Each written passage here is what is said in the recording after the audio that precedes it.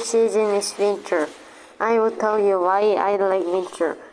My friend were playing at the playground, but I saw something up in the sky, so I thought it was rain, so I went to home and saw outside, but it was not a rain, it was snow.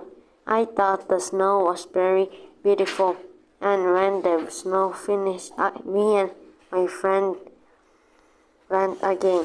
When we went out, the snow made the ground was invisible, so my friend suggested me to make snowman, and I said okay, and we made a huge snowman. We found a branch, so we made the snowman see like a people. So I think snow has a lot of advantages. Also, my favorite season is winter because my birthday is in winter. Lastly, I like staying warm.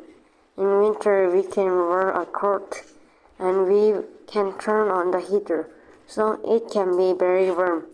Today, I told you about my favorite season. Thank you for listening to my presentation.